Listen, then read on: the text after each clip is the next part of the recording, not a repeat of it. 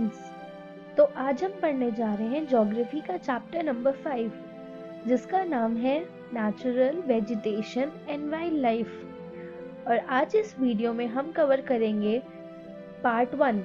तो दोस्तों, इस वीडियो में हम नेचुरल वेजिटेशन के बारे में पढ़ेंगे और फिर हम फ्लोरा एंड फौना के बारे में पढ़ेंगे। तो चलिए दोस्तों, पहले हम पढ़ते हैं कि नेचुरल वेजिटेशन क्या होता है। नेचुरल वेजिटेशन वो वन्य प्रजाति है जो एक एरिया में अपने आप उगती है। इसमें ह्यूमंस का कोई हाथ नहीं होता और इसी वजह से इसे वर्जिन वेजिटेशन भी कहते हैं। नेचुरल वेजिटेशन से इंसान भी बहुत सारी जरूरत की चीजें लेता है और इस पर उनकी पूरी जिंदगी निर्भर रहती है।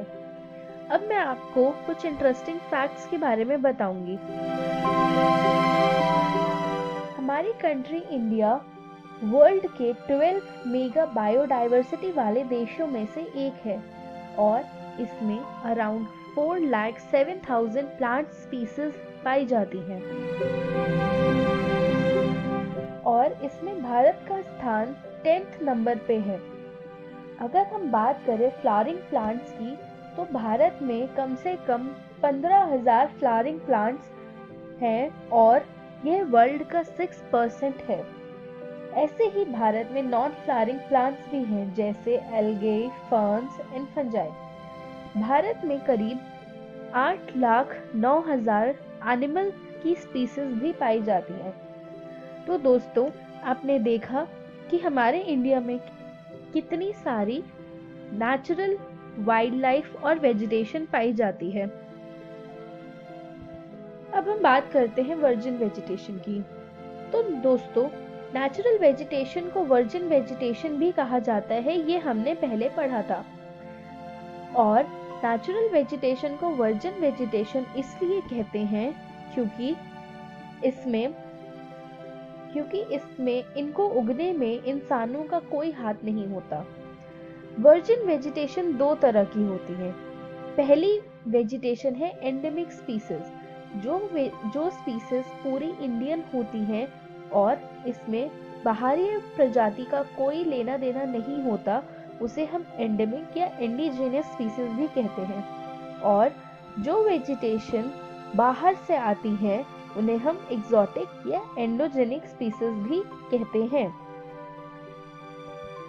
अब हम बात करते हैं फ्लोरा एंड फौना की। तो दोस्तों, फ्लोरा मतलब कि प्लांट स्पीसीज और फ्लोरा के नाम से ही पता लगता है फ्लावर्स। तो हमारे लिए ये याद करना बहुत ही आसान है कि फ्लोरा यानी कि फ्लावर और फ्लावर यानी कि प्लांट्स। तो दोस्तों, फ्लोरा वो स्पीसीज हैं जो सिर्फ प्लांट्स होती हैं। इसमें कई तरह के प्लांट्स होते हैं और फ्लावरिंग और नॉन फ्लावरिंग प्लांट्स भी फ्लोरा में ही आते हैं। हमारी दूसरी स्पीसीज है फौना। फौना यानी कि एनिमल्स। फौना के अंडर एनिमल्स और बर्ड्स दोनों आते हैं। तो फ्लोरा और फौना, ये इसका मतलब है animal species and plant species. तो दोस्तों, अब आप समझ ही गए होंगे यहाँ पे फ्लोरा और फौना का क्या मतलब है।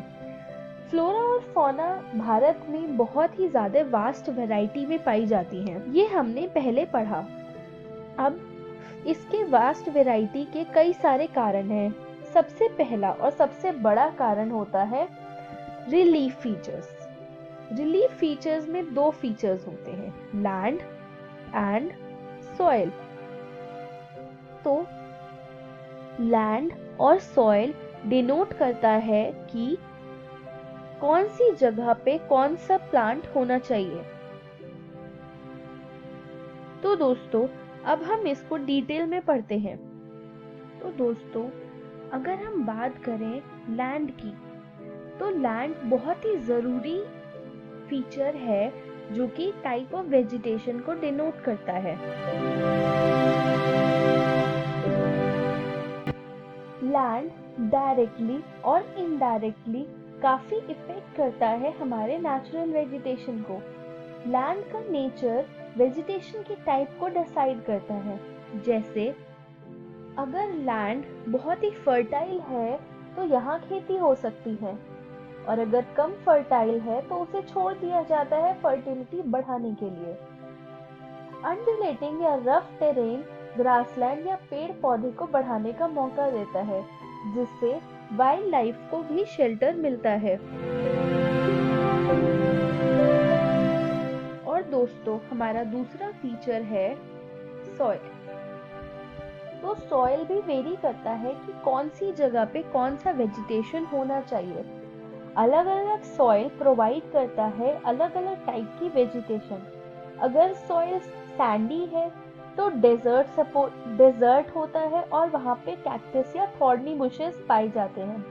और अगर वो वेट है तो वहाँ पे मैंग्रोव्स या डेल्टाइक वेजिटेशन होती है। अगर वो मार्शी है तो भी मैंग्रोव हो सकता है या फिर एवरग्रीन फॉरेस्ट हो सकता है।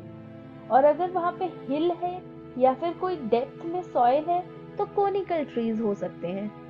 तो दोस्तों, अब आपने देखा होगा कि कैसे रिलीफ फीचर्स लैंड और सॉइल इफेक्ट करता है नेचुरल वेजिटेशन को। तो इस वीडियो में हमने पढ़ा नेचुरल वेजिटेशन के बारे में और हमने पढ़ा फ्लोरा एंड फौना के बारे में।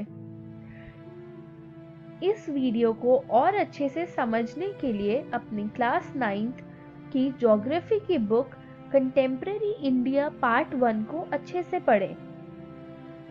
और अगली वीडियो में हम फ्लोरा एंड फौना के इतनी वैरायटी होने के और कारणों को पढ़ेंगे और हम इकोसिस्टम को पढ़ेंगे। Thank you.